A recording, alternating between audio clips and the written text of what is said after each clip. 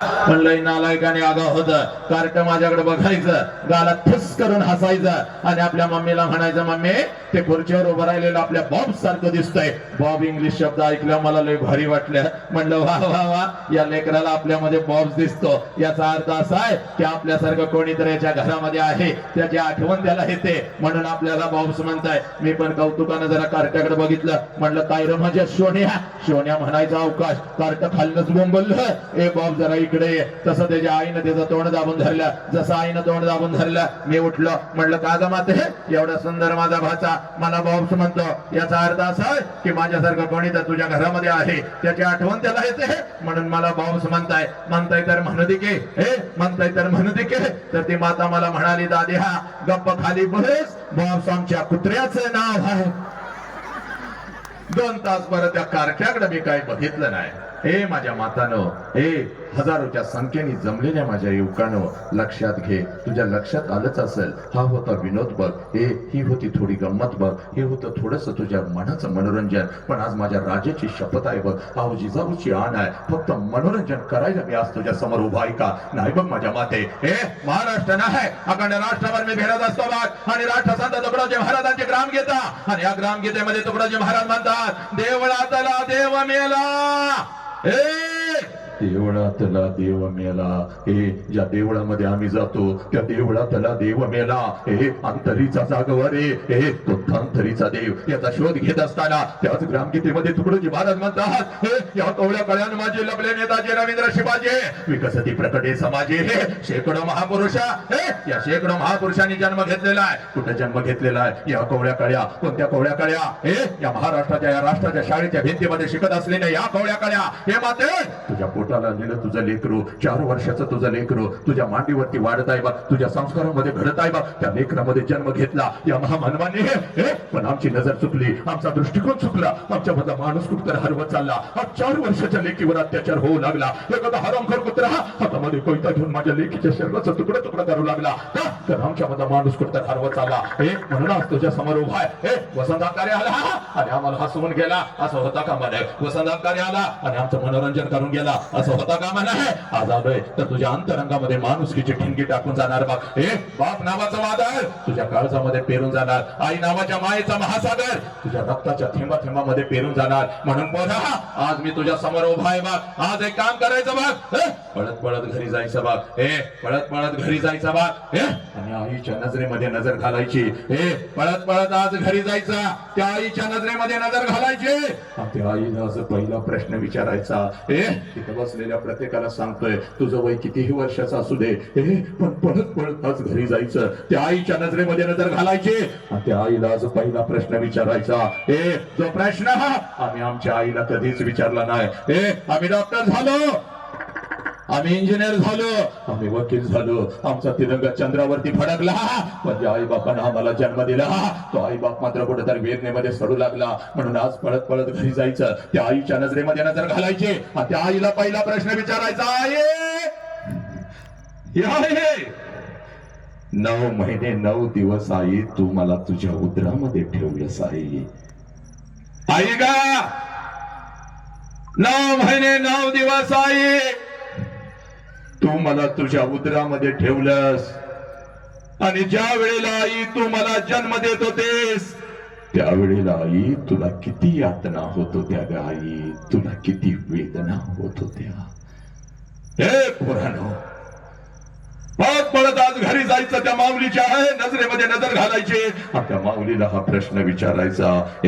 आणि ज्या क्षणाला हा प्रश्न तुम्ही तुमच्या आईला विचाराल पोरांनो, टच करून पाणी तिच्या डोळ्यामध्ये येईल बघ. हंबरडा फोडल ती माऊली, तुझ्या गळ्यामध्ये पडल बघ ती माऊली. कारण पोरांनो 9 महिने 9 दिवस ज्या वेळेला ती माऊली तुम्हा आम्हाला या उदरामध्ये ठेवत असते आणि ज्या वेळेला ती माऊली तुम्हा आम्हाला जन्म देत असते, या विश्वातल्या कितीतरी आयाने आपला शेवटचा श्वास घेतलाय पोरा. या विश्वातल्या कितीतरी आयाने आपला शेवटचा श्वास घेतलाय.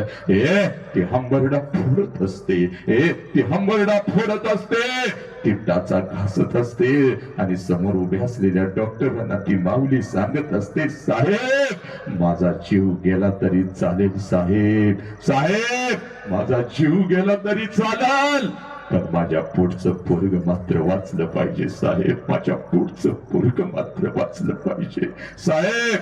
ज्या लेकराला 9 महिने या उदरामध्ये मी ठेवलं साहेब, साहेब प्रत्येक क्षणाला या लेकराची मी वाट बघते साहेब. कधी एकदाचा माझा लेकर या उदरातून या दोन्ही तळहातावरती येईल आणि कधी एकदाच या लेकराला मी डोळं भरून पाहिन साहेब.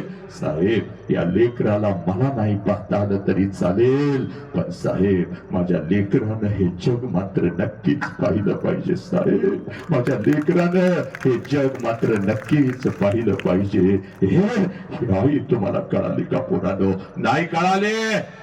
याच आईला तुम्ही म्हणता तुला काय कळतं ग? याच आईला तुम्ही म्हणता तुला काय कळतं ग? याच आईला तुम्ही म्हणता जन्माला घालून काही उपकार केलेस का? हे माझ्या नाही लेकरा, या माऊलीला सगळं काय कळतं बाप. या माऊलीला सगळं काही कळतं, म्हणून 3 वेळचं अन्न रोज तुझ्या ताटात येऊन पडतं पोरा. 3 वेळचं अन्न रोज तुझ्या ताटामध्ये येऊन पडतं. 103 ताप. ऐक रे बाबा, ऐक. हातामध्ये मोबाईल घेऊन 4-4 तास आम्ही बसलो बघ. नको त्या लोकांना आम्ही मोठं केलं बघ. पण आई बापासाठी आज 1 तास बसलायस ना, जरी नाही काय आवडलं तरी ऐकून घे, काळजामध्ये पेरून आई बाप घेऊन जा. बाप 103 ताप त्या आईच्या अंगामध्ये असतो पोरीनं, तरी सुद्धा सकाळी 6 वाजता उठून तुम्हाला ती शाळेसाठी आणि कॉलेजसाठी डबा करून देते. कारण आज जर माझ्या लेकराला मी डबा नाही करून दिला तर माझं लेकरू दिवसभर दुसऱ्याच्या डब्याकडे बघत बसल. माझं लेकरू दिवसभर उपाशी राहील. माझं लेकरू बाहेरचं काहीतरी खाईल. माझं लेकरू आजारी पडल. 103 ताप त्या माऊलीच्या अंगामध्ये असतो, तरी सुद्धा सकाळी 6 वाजता उठून तुम्हाला ती शाळेसाठी आणि कॉलेजसाठी डबा करून देते. या आई तुम्हाला कळाली का? नाही कळाले? याच आईला तुम्ही म्हणता तुला काय कळतं ग? पोरा, नालायका, आज माझ्या राजाचा आदेश आहे. हजारोच्या संख्येने जमलेल्या माझ्या युवानो, फक्त एक गणित तुझ्या आयुष्यातलं सोडून माझ्या लेकरा. हे बघ कोणतं गणित आहे इकडे बघ. जगातलं सगळ्यात मोठं शिक्षण या गणितामध्ये लपलेलं आहे. इकडे बघ. ज्या क्षणाला पोरा तुझा जन्म झाला, ज्या क्षणाला पोरा तुझा जन्म झाला, त्या क्षणाला या विश्वामध्ये तुझ्या दोन्ही गालांना जर पहिला स्पर्श कोणी केला असेल आणि तुझ्या दोन्ही गालांचा जर पहिला मुका कोणी घेतला असेल, तर त्या माऊलीचं नाव आई आहे पोरा. विसर का देत आहे? त्या माऊलीचं नाव आई आहे पोरा. त्या माऊलीचं नाव आई आहे. आनंदाने तुझ्या जवळ जर कोण उड्या मारत आला असाल, आनंदाने तुझ्या जवळ जर कोण उड्या मारत आला असाल, या दोन्ही तळहातावरती तुला जर कोणी उचलून घेतला असेल आणि तुझ्या गालावर जर पहिला आनंदाचा अश्रू कोणाचा पडला असेल, तर त्या देव माणसाचं नाव साला बाप आहे पोरा. त्या देव माणसाचं नाव बाप आहे. बाप हा बाप आज तुझ्या काळजामध्ये पेरायला माझ्या लेकरा. माझ्या छत्रपतींचा आदेश आहे, माझ्या आवजीजाऊचा आदेश आहे, माझ्या गाडगे बाबांचा आदेश आहे, माझ्या बाबासाहेबांचा आदेश आहे. पुरी इकडे बात. माझ्या आवजीजाऊनं सांगितलंय, सांग माझ्या लेकीला, जा माझ्या बाळा आणि सांग माझ्या लेकीला की तिची ओळख विसरली. आणि खरंच पोरीनो, तुम्ही तुमची ओळख विसरला माझ्या लेकरानो. आई बापानं दिलेली ओळख, माझ्या छत्रपतीने, माझ्या आवजीजाऊनं दिलेली ओळख तू विसरलीस बघ. इथं बसलेल्या प्रत्येक पालकाला सांगतोय, इथं बसलेल्या प्रत्येक भावाला सांगतोय, इथं बसलेल्या प्रत्येक आईला सांगतोय, लेकींना त्यांची ओळख तयार करून द्या. विसरलेली ओळख आज तिच्या काळजामध्ये पेरूया आपण. तू तुझी ओळख विसरलीस म्हणून एखादा हरामखोर कुत्रा तुझ्या आयुष्यामध्ये येऊ लागला, तुला खोट्या प्रेमाच्या जाळ्यामध्ये फसवू लागला. आता या राष्ट्रातील पोरं मला म्हणतात, सर तुम्ही आम्हाला हरामखोर म्हणता, तुम्ही आम्हाला कुत्रा म्हणता. नाही रे माझ्या लेकरा, या राष्ट्राची ताकद म्हणजे तू आहेस. उद्याचा महासत्ता भारत म्हणजे तू आहेस पोरा.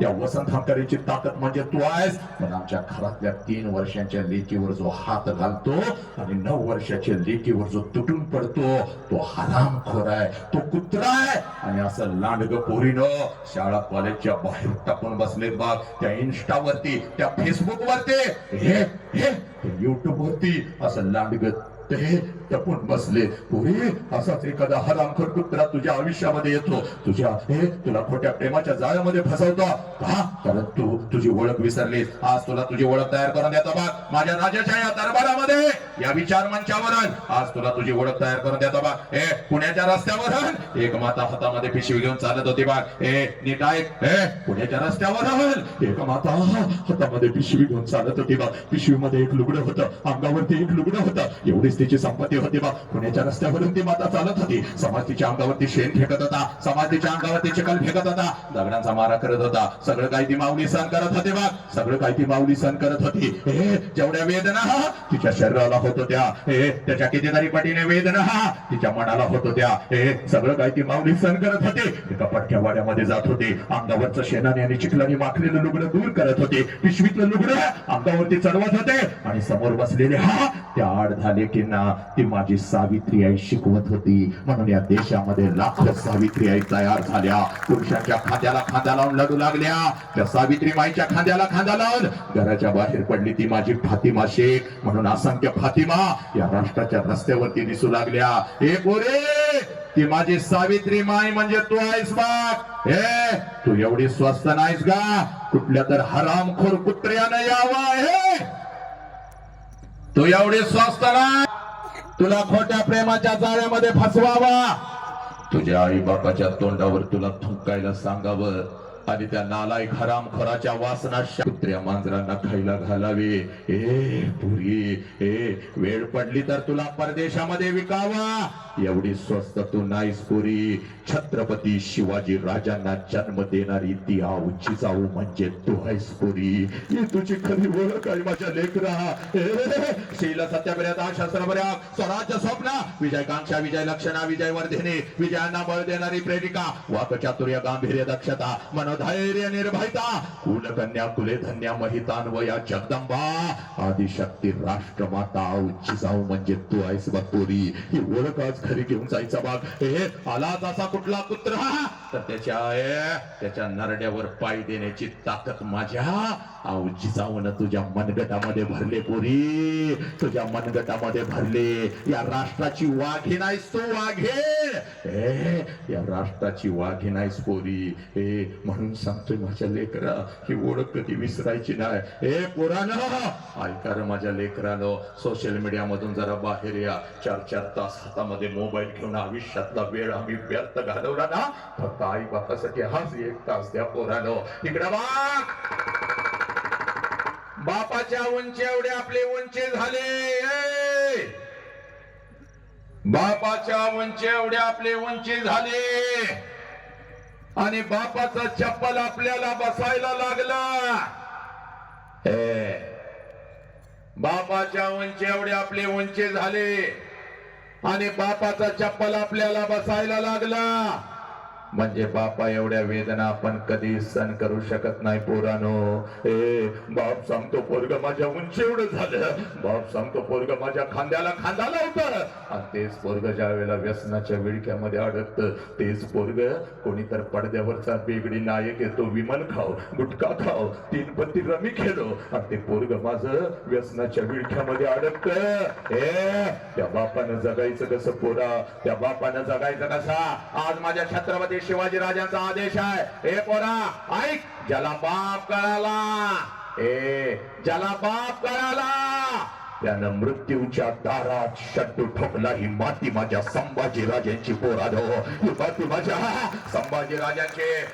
वय वर्ष 32 आहे बघ माझ्या संभाजी राजांचा. हे मातानो ऐका ग, वय वर्ष 32 आहे माझ्या संभाजी राजांचा. संभाजी राजांना काही तर झालेले आहे. 39 दिवस संभाजी राजांच्या शरीराचा हाल झालेला आहे. असंख्य जखमा संभाजी राजांच्या शरीरावरती आहे. प्रत्येक जखमेतून काळ रक्त टप टप टप टप टप टप टप टप जमिनीवरती कोसळत आहे. मृत्यूला सुद्धा घाम सुटलेला आहे. अमावस्येची ती रात्र थरथर कापत आहे, पण माझ्या राजाच्या चेहऱ्यावरचं तेज मात्र यत्किंचितही कमी झालेलं नाही. आणि मृत्यूच्या दारामध्ये औरंगजेब संभाजी राजांना म्हणतो, संभा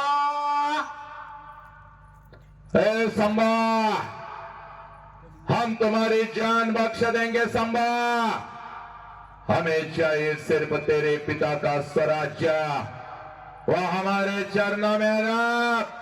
हम तुम्हारी जान बख्श देंगे.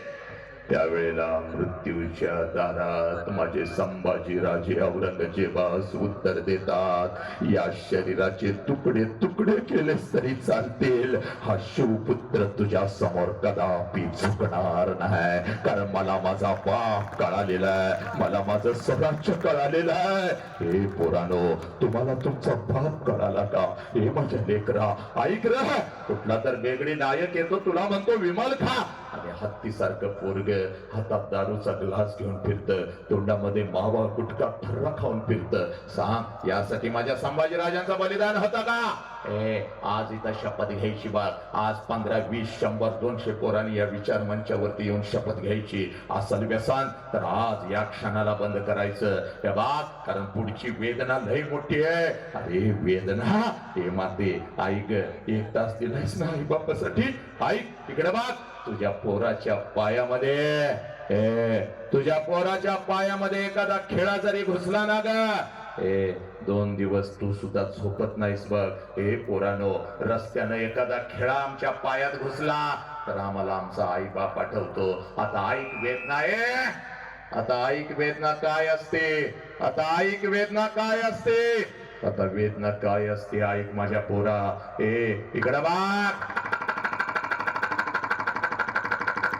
तापलेल्या लोखंडाच्या लाल भडक सळ्या, तापलेल्या लोखंडाच्या लाल भडक सळ्या, तापलेल्या लोखंडाच्या लाल भडक सळ्या संभाजी राजांच्या डोळ्यासमोर आल्या. आणि आता औरंगजेब म्हणतो, संभा अब तो झुकेगा, संभा अब तो झुकेगा, नहीं तो तेरी जिंदा आंखें हम निकाल देंगे. तापलेल्या सळ्या डोळ्यासमोर 1 फुटाच्या अंतरावरती आहेत. औरंगजेबास वाटलं अब संभा झुकेगा, पण माझ्या राजाच्या चेहऱ्यावरच तेज मात्र यत्किंचितही कमी झालं नाही. आणि वाघासारखा आता संभाजी राजा औरंगजेबास म्हणतो, शरीराचे तुकडे तुकडे केलेस तरी चालेल, हा शिवपुत्र झुकणार नाही. आणि त्या क्षणाला 1 सेकंदात तापलेल्या दोन्ही साऱ्या डोळ्याच्या आरपार निघून गेल्या. सर्र आवाज झाला. डोळ्यांच्या खोबणीतून फक्त काळ रक्त टप टप गळत होत. पण महाराष्ट्राचा हा वाघ शत्रू समोर झुकला नाही पोरानो. तुमच्या आमच्यासाठी त्या राजाला कसं वाटेल र? या स्वराज्यातली पोरं तोंडामध्ये मावाने थर्रा घेऊन फिरतात. या स्वराज्यातली पोरं आमच्याच लेकींच्या वरती तुटून पडतात. माझ्या राजाला काय वाटेल आणि माझ्या छत्रपतीला काय वाटेल? म्हणून सांगतोय पोरा, हे भाग, अजून वेळ गेली नाही. खिशामध्ये हात घाल. असं कोणतं व्यसन तर आज काळजापासून उकळून काढायचं बघ, त्याला टाकून द्यायचं बघ. आणि म्हणूनच आज मी आलोय पोरानो. मला ट्रोल करता नक्की करा माझ्या लेकरांनो, कारण माझं तुमच्यावर सुद्धा प्रेम आहे. पण लक्षात घ्या, हे शरीर नासवू नका. विमल गुटखा खा, आणि ज्या वेळेला तुझा गाल कापून काढायचा असतो ना पोरा, तेव्हा त्यांच्या चपलाजवळ सुद्धा आपल्याला किंमत नसते.